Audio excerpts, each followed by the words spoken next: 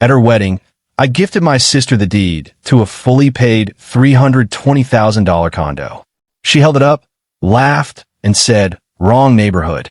I'm not living in that rundown area in front of 180 guests." I smiled, took back her Audi keys, paused her rent payments, and demanded every penny she owed me. The next morning, a white envelope was slipped under my door. "My name's Robert. I'm 36, a general surgeon, the oldest kid, the emergency contact for everyone, and the guy who answers the phone, even when I'm scrubbed in. I live 3 blocks from the hospital because I'm always on call. I drink my coffee cold because it's always cold by the time I get to it. I've paid more family bills than I can remember and told myself it was love, not weakness. My sister Naomi is 28. Beautiful, loud, magnetic. The kind of person who orders a latte, takes one sip, and sends it back with a smile that makes the barista apologize for existing. My parents call her sensitive. What they mean is the rules don't apply. Her wedding was on a Saturday in June. 180 guests, a string quartet, a donut wall. I arrived late because a cholecystectomy went sideways and a patient needed me in PACU. I still made it in time for photos. My tie was crooked. There was chlorhexidine on my sleeve. The photographer told me to relax my shoulders. I tried. I had a gift in a cream envelope inside a black folio. Not cash, not a check. The deed to a fully paid $320,000 condo, 2 bedrooms, safe building, 10 minutes from the hospital. I closed on it 2 weeks earlier. I didn't put a bow on it because I didn't think a house needed wrapping. At the reception, the DJ cut the music and the MC said, "We'll start with a special gift from the bride's brother." I stood, walked to the mic, looked out at 180 faces, and handed Naomi the folio. My hands didn't shake. I was very proud of that. She slid the deed out, read the address, and before the hush in the room even settled, tilted the paper toward the chandelier, laughed, and said into the mic, "Wrong area. I'm not living in that cheap part town." People actually laughed with her like she told a joke. My mother pressed her lips together to hide a smile. My father stared at his glass. The groom, Evan, looked down. I felt heat climb my neck and stop behind my eyes. I heard someone whisper, "Awkward." Naomi lifted the deed higher, as if it were a napkin with a stain. "Rob," she said louder. "Was this supposed to be sweet?" I swallowed. The room waited. The string quartet adjusted sheets of music that weren't needed for this scene. "Naomi," I said, trying to keep my voice flat. "Congratulations." She rolled her eyes and handed the deed back like it might smudge her manicure. "Next time," she said, "ask." The DJ coughed into his elbow. The MC muttered, "So speeches?" And the room moved on because rooms always move on. Set. My chair scraped too loud on the floor, and I smiled. Not because it was funny, because a switch I didn't know existed had just clicked. Here's what nobody at that room knew, unless they were on our family group chat at 2 a.m. When Naomi dropped out of her second grad program, I covered her last semester's balance so it wouldn't go to collections. When her first apartment flooded because she forgot to turn off the bathtub, I paid the deductible. When she signed a lease she couldn't afford, I set up a recurring transfer, $2,150 on the first of every month. It was labeled rent temporary for 2 years. I bought her an Audi 3 summers ago after she called me crying on the way to my post-call nap. "It's unsafe to drive the Civic," she said. And Evan says image matters in real estate. I put $20,000 down, kept the loan in my name because she couldn't get approved, and added her to my insurance. She crashed it into a parking lot pillar in month 3. The pillar jumped, she said, and laughed. I increased the coverage. I paid for braces when she said her smile was her brand. I paid for a crown when she bit a cherry pit. I covered her phone after she dropped it off a boat. She called me my human and like it was cute. I laughed too because it was easier than explaining how many 2 a.m. appendixes it took to be her am. My parents helped the way people help with words. We raised you to be generous. My mother says God gave you hands for a reason. What she means is the bill goes to the oldest. When I push back, she sigh. "You're a surgeon, Robert. Money comes back." When Naomi pushes back, Mom says she's still finding herself. There's a photo on my phone of my hand on the scrub sink faucet at 4:41 a.m. The caption says, "Still finding myself." I never sent it. Evan, the groom, told me once over beers that he and Naomi had a vision board. The board had a house in the hills, an outdoor kitchen, and a golden retriever wearing a bandana. When I asked about the part where they saved for a down payment, Naomi waved at the board.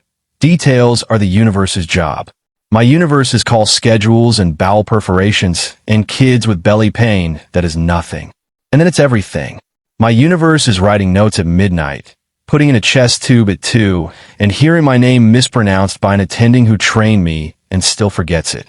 My universe is the tiny, quiet moment when a patient squeezes my fingers coming out of anesthesia, and I think, okay, this is why. And then my phone buzzes with, Rob, can you sell me $580? My commission falls next week, but at T is being a tyrant. Or, Rob, need $300 for flower wall deposit. Promise I'll pay you after closing. Or for my mother, we're short for the caterer. You'll cover. No question mark. If you asked how this started, it started the way these things always start. One small favor, then another. Then everyone forgets where the line was. Then your sister sends you a link to a venue and asks as if she is offering you a treat. Do you want to sponsor something nice? Sponsor. Like I'm a brand. 3 months before the wedding, Naomi came over with a Pinterest board and a muffin she didn't eat. I want to live near the action, she said, opening her laptop. But until then, we'll stay in the rental. Can you just keep the rent going? And we need a car upgrade before the honeymoon road trip. The Q8 has massage seats. I was on call. My pager went off twice during that conversation. Each time she sighed like the beeping was personally insulting. I tried the word no on my tongue. It came out thin. Naomi, I can't keep covering everything. She blinked. You've always said family comes first. You literally cut people open to save them, but you can't wire rent. I looked at the stack of charts on my coffee table. I thought about the med school debt I had finally paid off 2 summers ago by living like a resident 3 years longer than I had to. I thought about the condo one of my interns lost when his landlord raised the rent by $400. I thought about the patient who gave me a drawing of a house with my name on the mailbox after I took out his gallbladder. He colored the mailbox blue. That's when I had the idea. A house is stability. A house is not a handbag. A house can be a boundary disguised as generosity. I found a condo in a good, ordinary neighborhood. Not cheap, not flashy real. I put it in my name, intending to add Naomi after the wedding. My lawyer said, "You sure about this?" I said yes, and felt something unclench in my jaw. I did not ask Naomi's permission because I was tired of asking permission to do the right thing. I thought she cried the good kind of tears. I did not plan for the look she gave me when she read the street name. The look that said I had embarrassed her. 2 nights before the wedding, Naomi texted me at 1:12 a.m. Can you do $3,000 for the open bar upgrade? It's a vibe. Y tipo no. She sent back a single crying emoji. And then, you're so dramatic.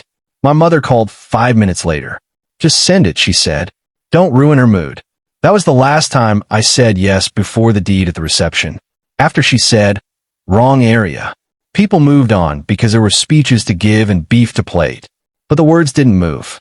They hung over our table like a chandelier that had come loose. My mother leaned in. Don't frown, she whispered. You're making it worse. Naomi waved at the florist. Can we put the deed away?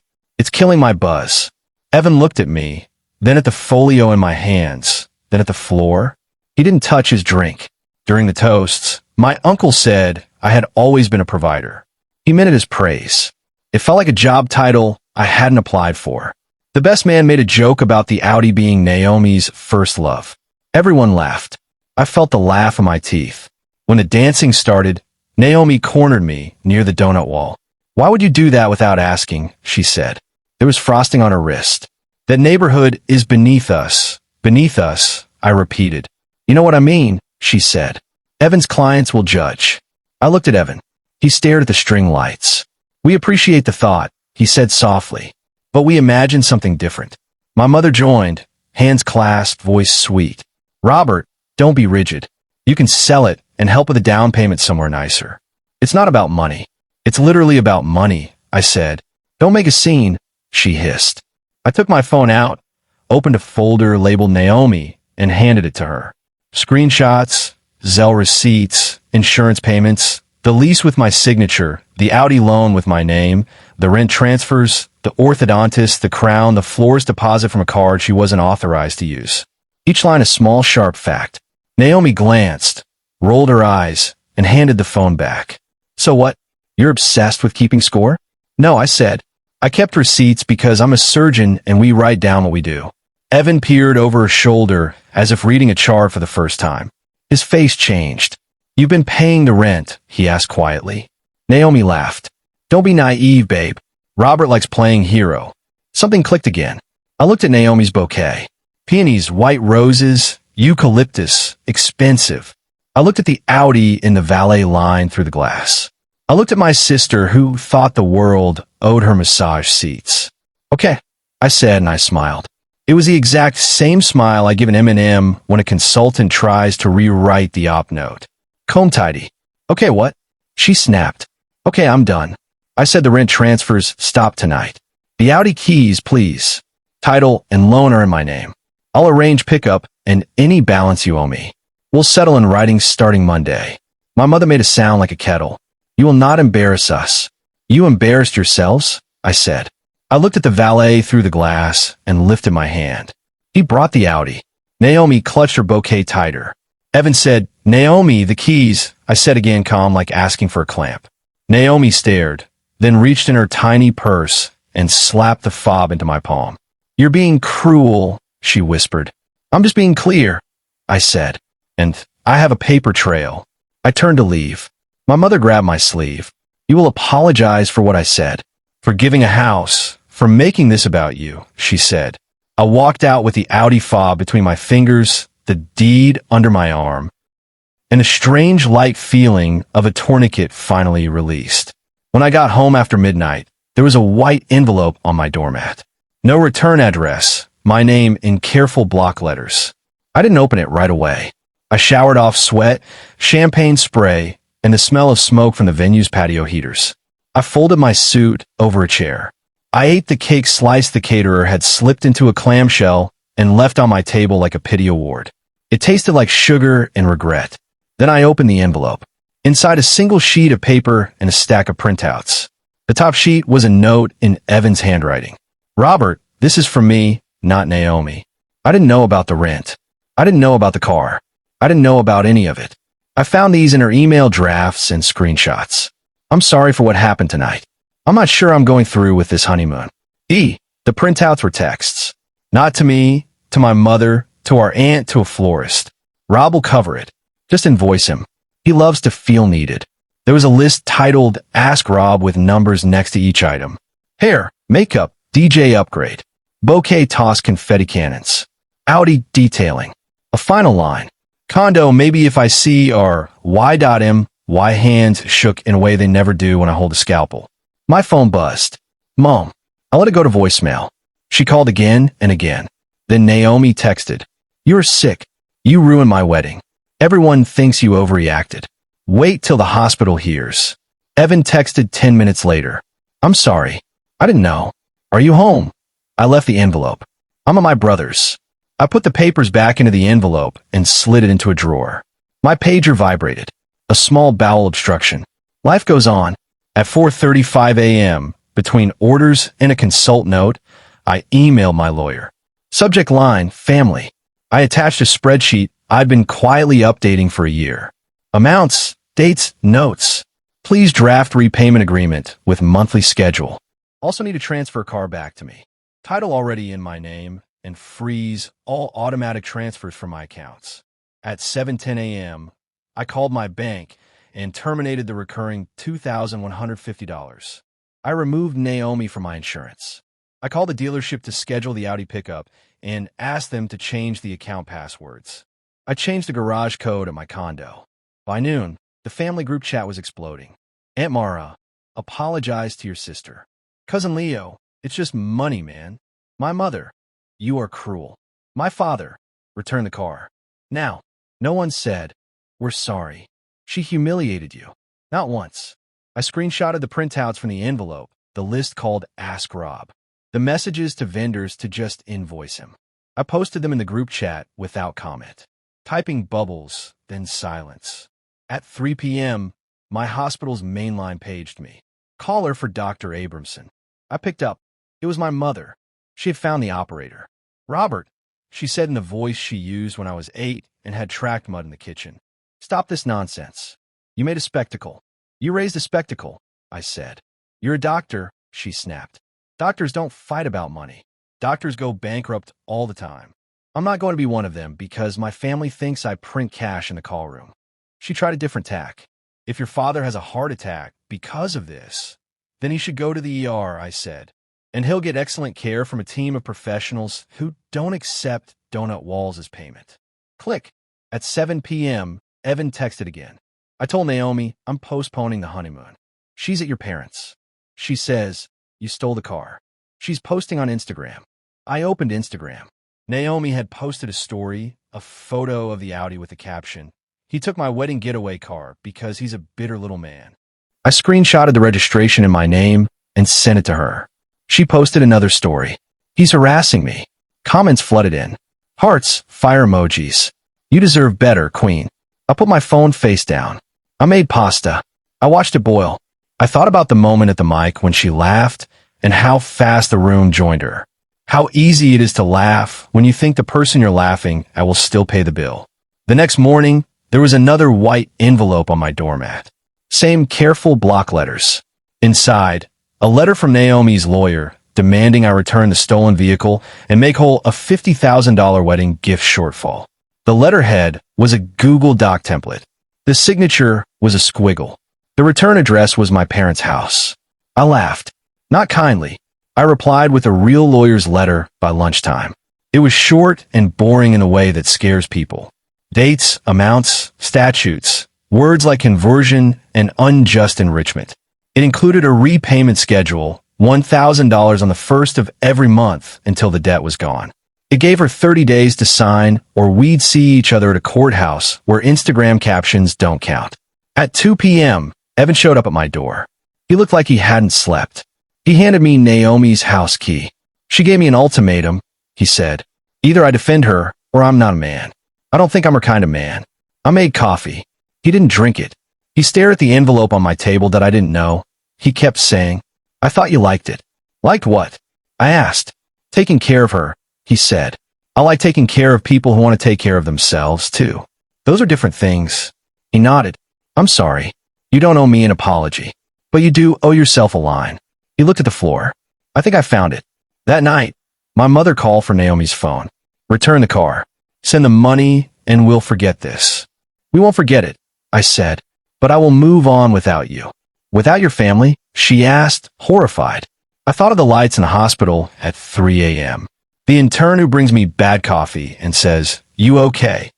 The nurse who leaves a granola bar on my desk when I forget to eat. The security guard who nods at me when I walk to my car at dawn. Yes, I said, without this family. A month later, the condo in the cheaper part of town is rented to a pediatric nurse and her partner. They put a plant on the balcony and send me a photo of the sunset like I've never seen that angle of light. They pay on time. They love the quiet hallways and the grocery store across the street. They tell me the landlord answers texts fast. He does. The Audi sits in my garage. I drive it on Sundays to keep the battery alive. It's ridiculous and smooth and still smells faintly of Naomi's coconut perfume, no matter how many times I clean the mats. I'll sell it when the title transfer is clean. For now, it is a trophy I don't want, but also don't mind looking at. Naomi didn't sign the repayment plan in 30 days. My lawyer filed, and suddenly her tone changed. The ring photos stopped. The stories went private. Evan moved into his brother's spare room. He sent me a screenshot last week. I'm paying my half, he wrote, even if we don't end up married. It's mine too. His half is $200 a month. He labeled it debt. I didn't ask. He did it anyway. A line. My parents haven't visited. They sent a message through Aunt Mara. We will reconcile when you remember who you are. I looked in a mirror after a 12-hour day, wiped a streak of betadine off my cheek, and said out loud, I remember. In the hospital, nothing changed and everything did. Appendixes still burst. Teenagers still come in with pain that is nothing until it isn't. I still chart until my hand cramps. I still lose patience and sit in my car afterwards staring at a steering wheel I can't make move. But the background hum, the one that said I owed the world a piece of my paycheck because I had letters after my name, went quiet. I clean my apartment now on Sundays. I cook badly and perfectly for one. I turn my phone off sometimes. I walk to the farmer's market. The woman who sells peaches calls me doctor with the tired eyes and gives me one extra peach on days when I look like a person who needs a small sweet thing. I do. Last weekend, a resident asked me how to say no to a family that keeps pulling. She stood in the doorway, twisting a pen, brave enough to practice surgery, scared to say a word. You say it once, I told her, and mean it. Then you say it again when they pretend they didn't hear. Does it get easier? She asked. No, I said, but you get stronger. She nodded, wrote that down like it was a pharmacology dose, and left to put in a consult. I stood in the call room, looking at the whiteboard where someone had drawn a lopsided heart around the word team. Sometimes I think about the moment Naomi held the deed up to the chandelier light and laughed. It still stings. Not because of the money, because of the message. You are not enough unless you hand me more. That message lived in my chest for 36 years. I evicted it. The moral isn't fancy. It's not Instagrammable. It's this. I won't let anyone treat my kindness like an ATM ever again. I won't pay for my place at a family table. I won't confuse silence for peace. I will not be a walking credit line with a stethoscope. Yesterday, a white envelope showed up again. My stomach dipped. I picked it up like it might bite. Inside, a single note in Naomi's handwriting. I can't believe you're doing this to me. Mom says you'll cave eventually. No apology, no signature. I put the note in the drawer with the other papers. I made coffee. I set my phone to do not disturb. I opened the windows. The city air came in warm and a little dirty. It smelled like summer and cars and possibility. Then I walked to the hospital with steady hands. Grateful for the work that tells me who I am when people try to tell me something else. And when my pager buzzed, I didn't think about wedding speeches or donut walls. I thought about the quiet moment after anesthesia when a patient squeezes my fingers and I squeeze back. And we both understand what I'm here to do. I am here to cut, to mend, to refuse what breaks me, and to keep what keeps me whole. And that includes my money, my keys, my time, and my heart.